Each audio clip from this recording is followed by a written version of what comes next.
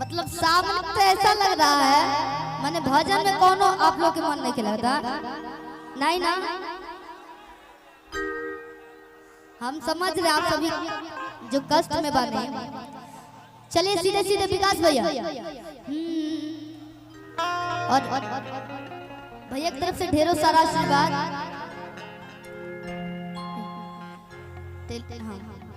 Telecom विद्यार्थी telecom event शो भैया की तरफ से ढेर सारा आशीर्वाद। और कहेगा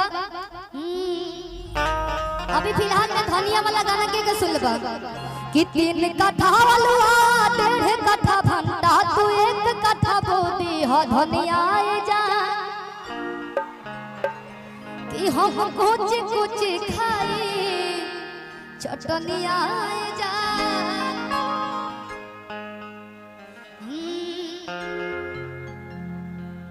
कि हम चाहे लोरी चाहे रोजगारी कि पिया बा हमार हता अरे कुछ सुनाए के हो रे के बोले के न छूट दहा। आइए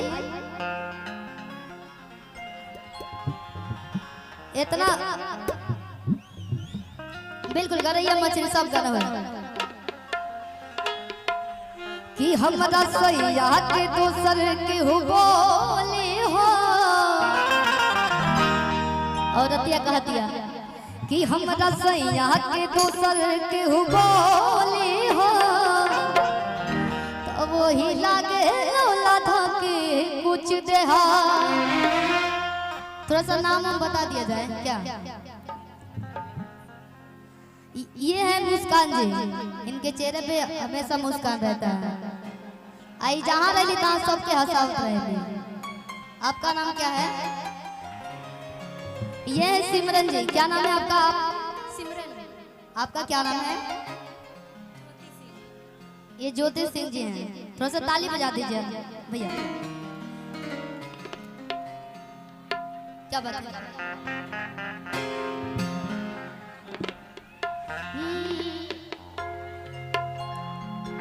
चलिए हो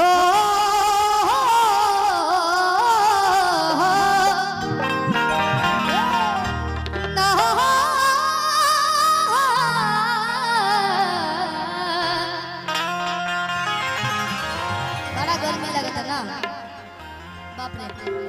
सारा मेकअप गई गई अभी भूत देख हो भैया। साउंड कम बहुत सारे लोग बना आपसे भी पीछे लोग बहुत सारे लोग हैं।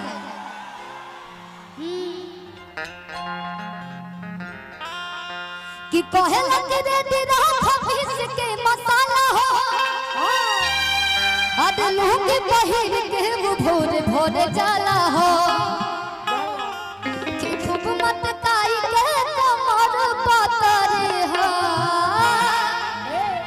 अरे खूब मत काई के कमर पतरे।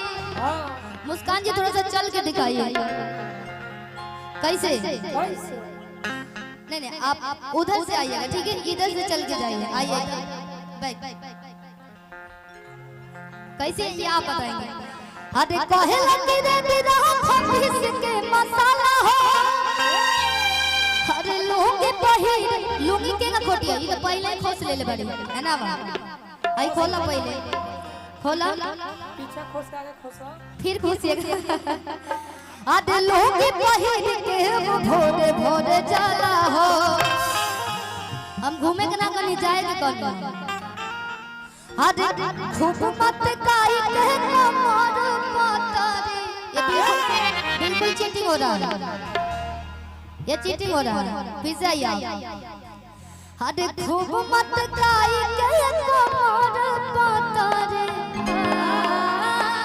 मजा आई भैया नहीं आया हिन करा के बोला जा आई नहीं चलिए चल के दिखाइए तो। अरे खूब मत काई के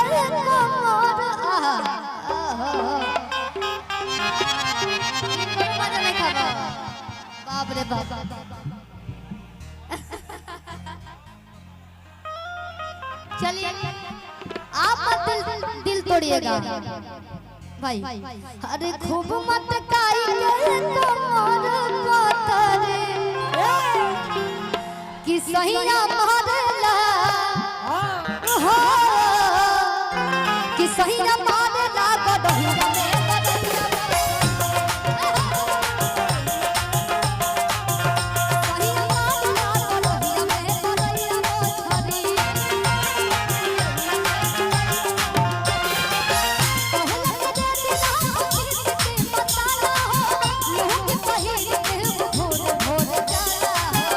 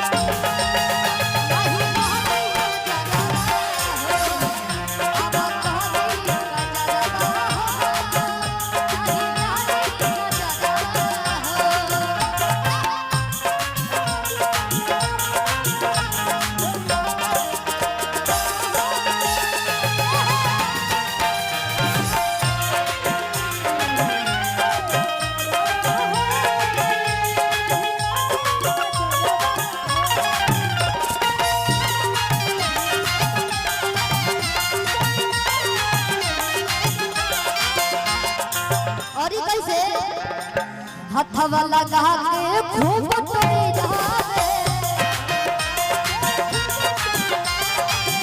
अभी मछली के सीजन चलता विकास भैया।